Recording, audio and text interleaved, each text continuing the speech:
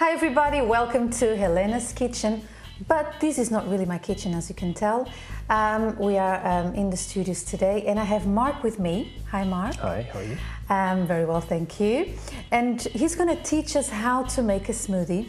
Of course, we don't have time for other recipes, but anyway, your details will be on the screen. If you want to know more about Mark and what he does, feel free to do so. Now, Mark, thank you so much for coming. Please tell me about this smoothie. What is this? Is this for breakfast? What? Yes, so this is like, I put together like a breakfast smoothie because a lot of people consider breakfast like the most important meal of the day. Yeah, I do. I'm one of those people. Yeah, which depends. I mean, you know, you don't have to. You can also eat it in midday if you want.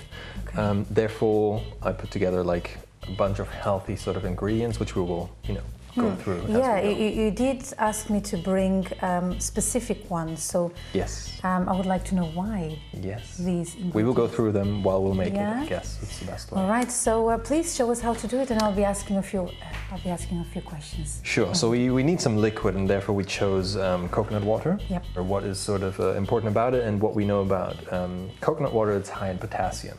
Yeah.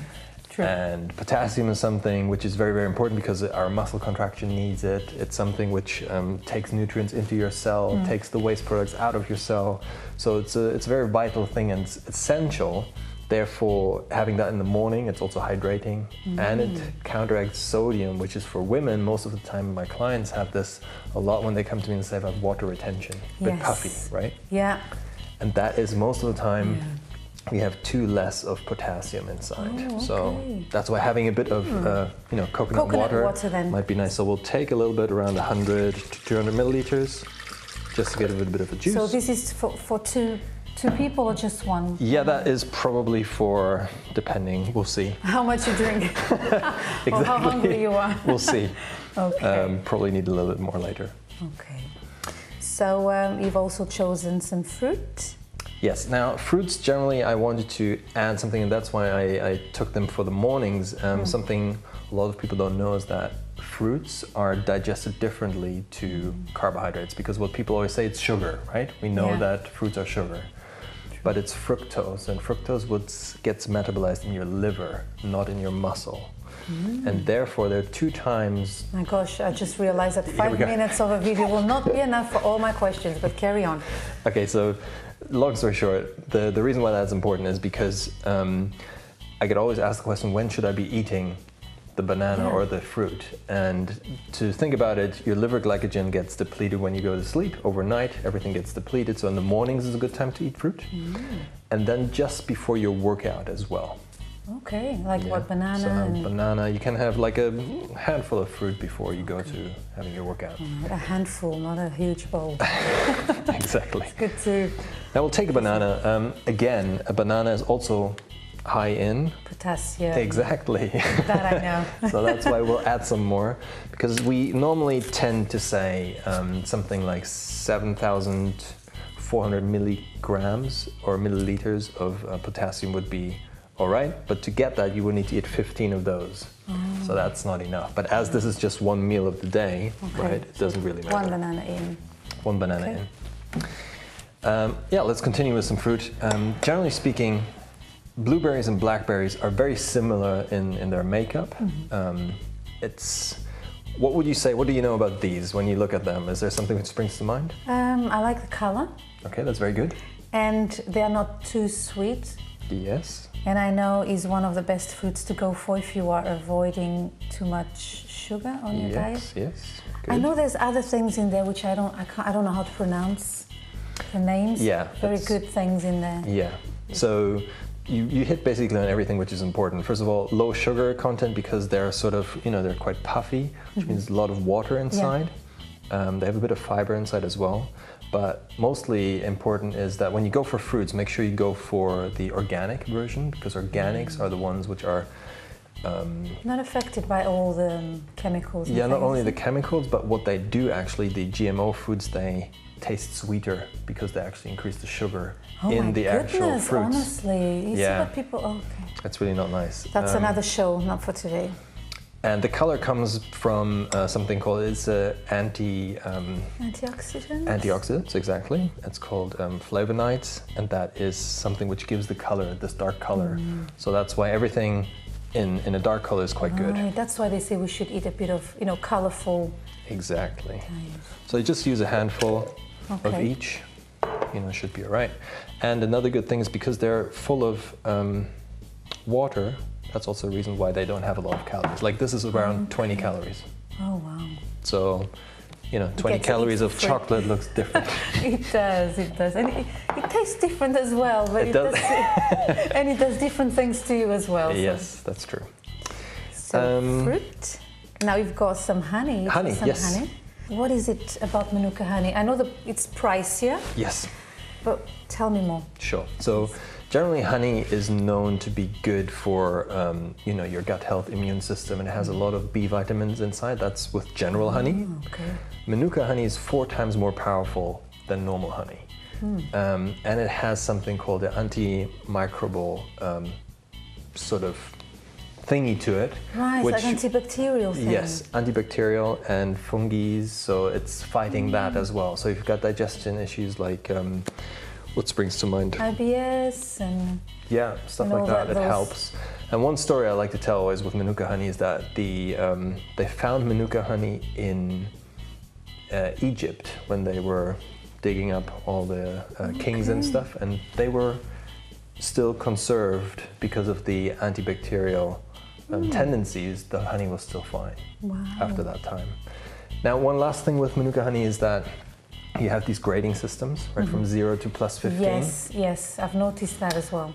What you want to go for is anything between 10 to 15 is sort of the healthy range. Okay. As soon as you go for 15 plus means it's something which you use for therapeutical sort of things like doctors use it and stuff. So if you go for the higher version, which is more expensive as well, it is. You will only be allowed to take this on a daily basis, not more. Really? So, yeah. Okay. Just to make sure that you're on the safe side. And tell me something, when is the best time to eat and how? Because I've heard people say that when you put it in your hot tea, it kills all the benefits of the honey. You should wait until immediately before you drink to add the honey.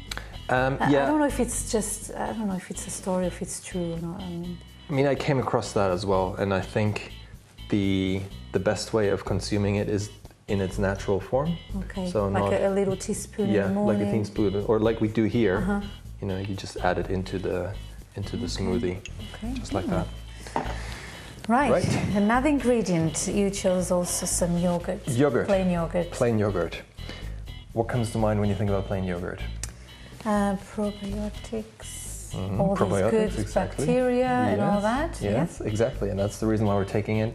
Now, you could leave that out if you, for example, let's say you've got problems digesting lactose, for example, then you would, you can switch to this buffalo, goat, and there are loads of different, animals which you can use to produce. Soya yogurt as well? Soya, which I would not recommend for men, but for women, because of the estrogenic effects. Oh. It is, I've heard about that.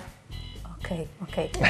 I promise we'll talk about this another time. Okay. Yeah, it will go into much depth, but generally speaking, soy is like sugar and like high fructose corn syrup and stuff. It's one of these foods we should not consume too much of. Oh, okay. Yeah, for sure. Okay. I'm glad I switched to almond.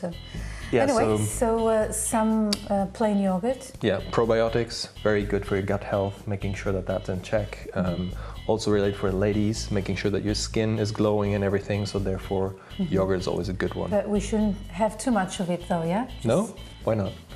Because I hear it's a bit too much for your digestive system if you have too much lactose.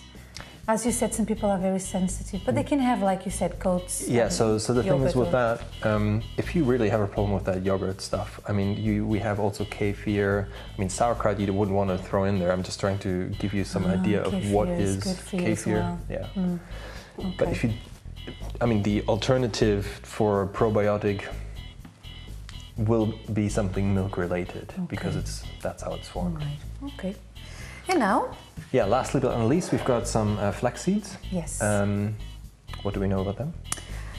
They are very good because they are rich in oils, omega-3 and all these good things for your skin. Exactly. Fiber. Yep. Helps you go to the bathroom more often. Ladies, this is good for us.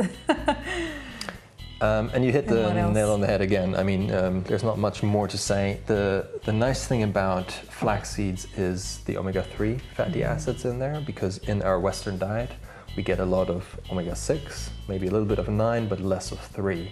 3 is made of, we've got 3 different ones. We've got DHA, EPA, and ALA. And the first 2 are made of fish. That's advanced. That's, yeah, I know, it's like all this stuff. But all you really need to know is that omega-3s are important because they form so much, like your cell membrane of every cell needs omega-3s to be sort of so it is squishy. Important to have this every day. Yes, then. absolutely. Okay, so we'll anything with that source of omega-3, okay.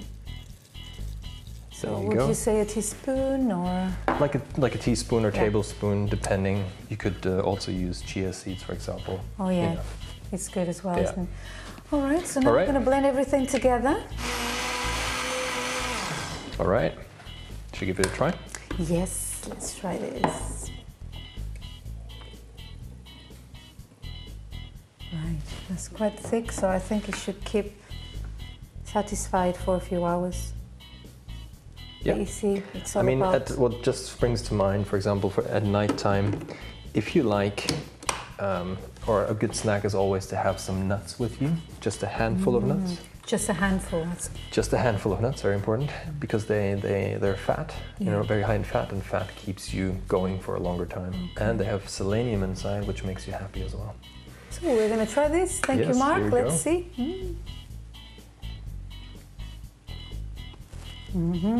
Okay, you see it's crunchy, right? That's because of the I don't mind, it's delicious. Yeah, very nice. Save some for the crew. Right. It is very delicious. Thank you so much, Mark. Yes, I mean, as I said, me. I have many other questions for you, but that's all we have time for today. Thank you so much. Yes, thank you for having me. And yeah, we wish to see you again soon. Who knows? Yes, who knows? So, thank you very much. I hope you like this recipe. And of course, remember to subscribe, and if you have any questions, leave your comments on the comment box below, okay?